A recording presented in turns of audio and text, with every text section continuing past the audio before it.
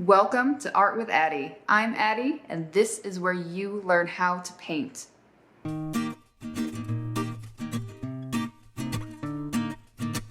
Hey guys, welcome back. Happy Tuesday and happy birthday week to me. Since it's my birthday week and it's the last week of Halloween, I am combining the two and we are going to do a Halloween birthday cake. I decided to keep this one pretty simple, straightforward, easy to paint because it's my birthday week and I have to go do.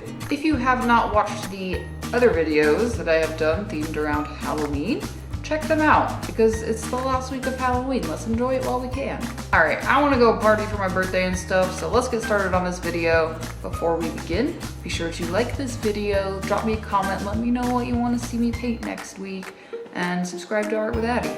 Let's go get drunk! There's nobody here.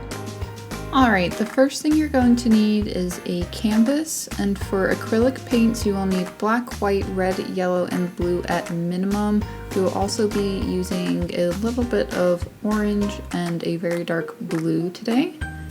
For paintbrushes, acrylic specific or multi-purpose will work. We're going to be using mid-size down to fine tip brushes today. A cup of water, paper towels, a palette for mixing your paint on. I just use wax paper and tape it to the back of a cutting board. Paint mixing sticks, those just help you save paint over time, and also a light colored pencil. Here's a look at the canvas that I picked out for this project. I'm just using one of those hard surface flat ones, and I could throw it in a frame or prop it up against something at the end here. I'm using this pale colored pencil just because it's easy to paint over later on here, and I am just drawing out the basic shape of the cake. And if you would like to follow along with the photo that's in the lower left hand corner to get the shape if you can't see this color very well. The shapes don't have to be exactly the same as mine. I'm just choosing to go with 4 tiers of a cake and kind of making each one just a little bit crooked to give it a fun kind of cartoonish feel. And then I'm also adding in basically a crescent moon shape with a bat going through the middle as kind of like a candle slash cake topper. Again, if you want to do a different sort of shape on the top, that's totally up to you. And then I'm just drawing in a little teardrop shape above that crescent moon as a flame for the candle. And you can follow along here if you want to have a bat on the top of yours. It's basically just a wide M, and then on the bottom putting in 3 points instead of just the one center point. So after you have your cake traced out to the shape that you want it, we're basically going to go in with black and fill in everything around the cake, basically tracing it. So the first brush that I'm going with is going to be a mid-size, flat but rounded brush. It's fairly firm just to make sure that we get in all those little crevices that are in the textured canvas. And I'm just going to start at the bottom of the first biggest tier of the cake here and basically just go right along the edge and making sure to go over the colored pencil just a little bit because the body of the cake is going to be white, and white's going to be a little bit more difficult to cover up any color. My paint is a fairly thick black paint, but we will be needing to put in a second coat here. And if you're having difficulties getting into the small detail portion of this, like the corners, you can always go in with a much smaller brush after you've got, you know, the basis of this background colored in. So once you've got the basic outline of the cake done in the black, then we're just going to go in and fill everything else in with the solid black. Making sure to get on all of the edges of the canvas as well. This can get a little bit messy, so if you need to pick it up and turn the canvas around just to make it a little bit easier to paint in at certain angles, feel free to do that. Now that I'm going in to fill in the black around the cake topper slash candle, I'm going to go in with my fine tip brush and just carefully trace around those shapes that I drew in.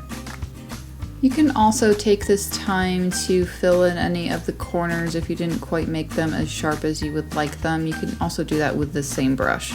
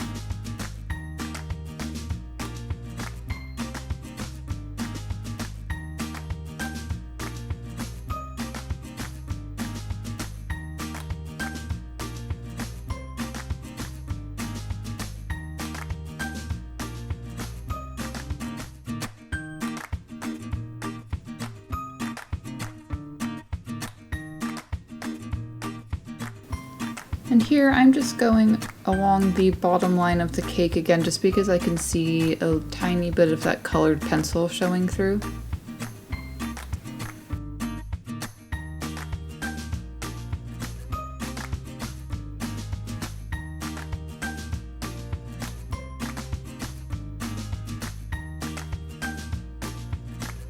Now that I have the outline and the background filled in with black, I'm gonna go in with that same flat rounded brush with white just to get a basic coat on the canvas, because some canvases can be just a little bit discolored.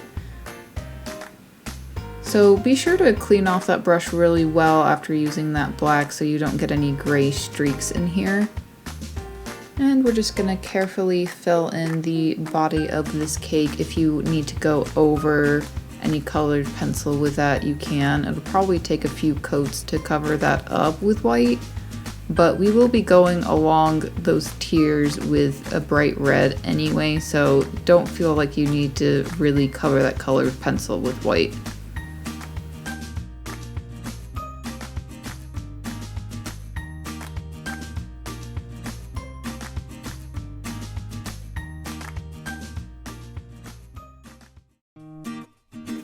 Here I'm going to fill in that moon with white as well, just to get a base coat on there, and I'm going to use my very fine tip brush for that.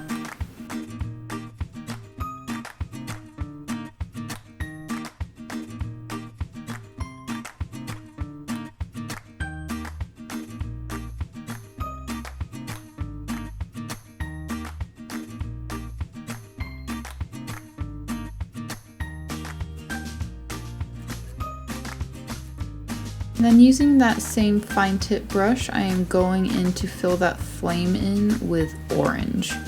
If you want to do yellow or a different fun color instead, feel free to do that. In my other videos, I usually paint my bats in with a solid black, but since this is a black background, that won't work out very well, so I'm just going to go with a really dark blue. You can also choose to do a really dark purple or a lighter gray color, just so that we can tell kind of what it is. And in the very end, we're going to go in with some highlights with white to be able to see it a little bit better. So here I'm just mixing my pre-mixed dark blue that I already have, and then mixing in some black with it. And then I'm going in with my fine tip brush and that dark blue, and just putting in a base coat here where the bat outline is.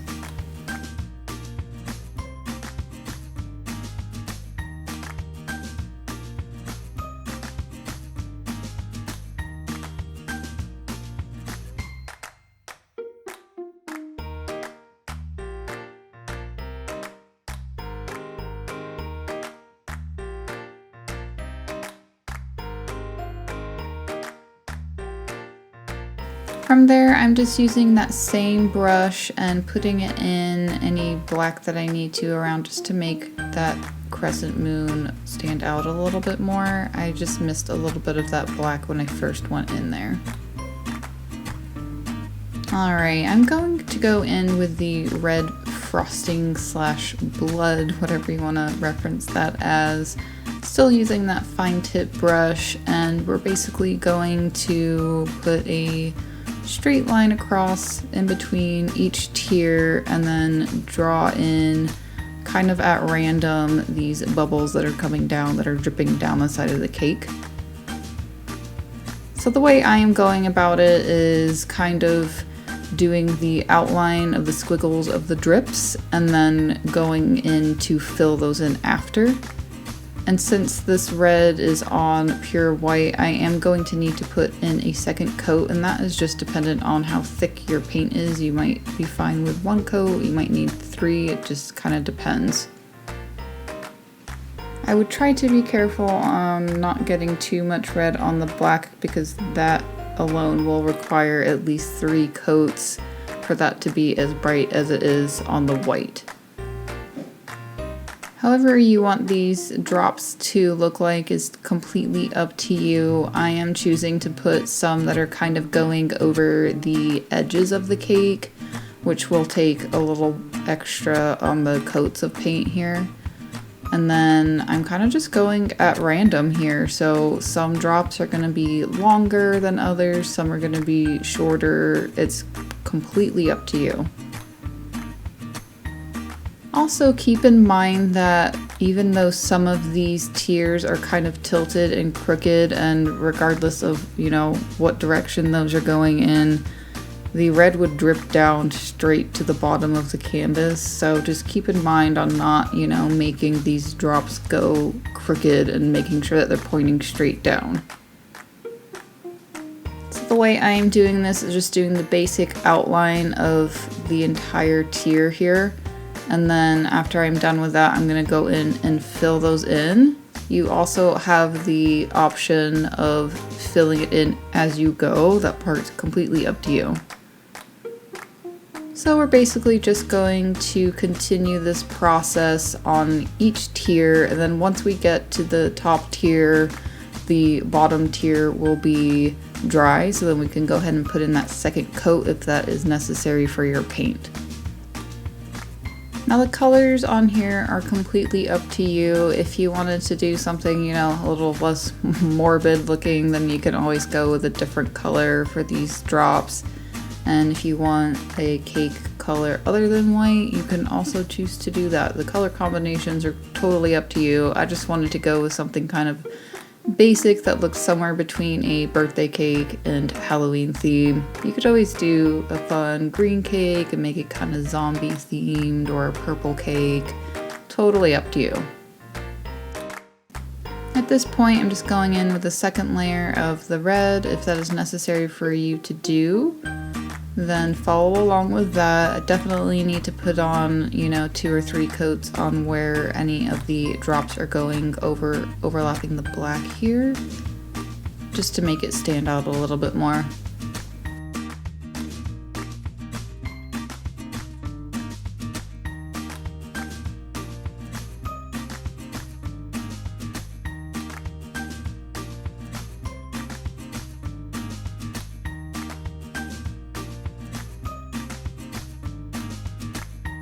While all of the red is continuing to dry here, we're going to put some highlights in, but I don't want to smear any of that red into the white, making a pink.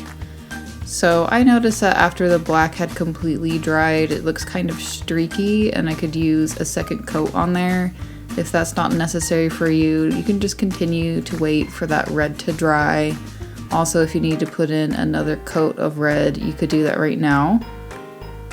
And I'm just going back in with that same brush that we used the first time, just that flat rounded brush. It's not really necessary for me to get really far and close to all of the edges, so I'm just using that same brush. For this particular painting, I'm tending to kind of lean my hand against that black background as I'm painting in the details of the cake. So I'm taking this time to just really let that black dry, and just being really careful not to get, your pinky or the side of your hand on it.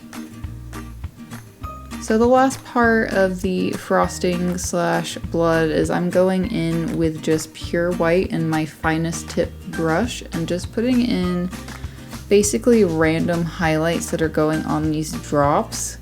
They don't have to be in any particular spot, but I am just kind of going along the bottom and just putting in a curved line.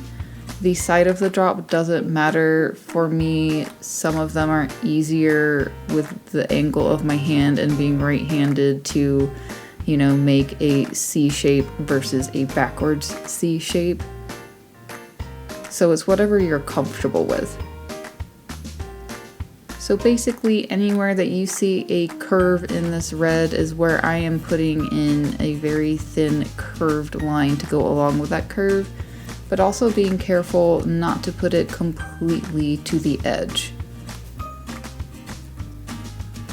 Again, if your paint is a little thin and it's not showing up as a bright white, you are just gonna have to go in and do a second coat. Some of these I'm having to put on a second coat just as I go along. And that's just because my paint is thinner. If you have a really thick white paint, then one coat will probably be just fine. Alright, after I have all of the highlights in the red finished, I am going in and putting a few highlights into the bat. And I'm kind of just following the same process as the red and just putting in streaks just basically along the outline of it and not going completely to the edge. And that's just to give the bat a little bit more dimension so it stands out a little bit more against the black. And then the last highlight that I'm going to do is putting in a small circle of white inside the flame. You can also do this with a lighter yellow or whatever color you happen to be working with, just a lighter color of whatever color you're working with. And like I mentioned earlier, I get a little bit messy with my painting and kind of forget, you know, that I have a heavy hand sometimes. So I'm just going in with the black and just fixing any minor spots that I might have spread the paint a little earlier. So now is the time if you need to fix any small details, if you want to add any colors or highlights and you want to go beyond this, feel free to do that. Since I have a flat hard canvas, I can always throw this in a frame. I can just prop it up against something on my counter. Or if you have a canvas that has a wooden frame around it, you can always just hang that directly onto a wall. Thank you guys so much for watching. I hope you enjoyed this week's episode, and thank you for celebrating my birthday and Halloween with me. If you want to catch some sneak peeks as to what I am working on for the following weeks, be sure to follow me on Instagram and check out my stories. I don't know, I just heard a really loud noise and my dogs are barking. I should probably... They're okay. Yes. You're a good boy. You're heavy. You're heavy. You're still cute though. Look at the face.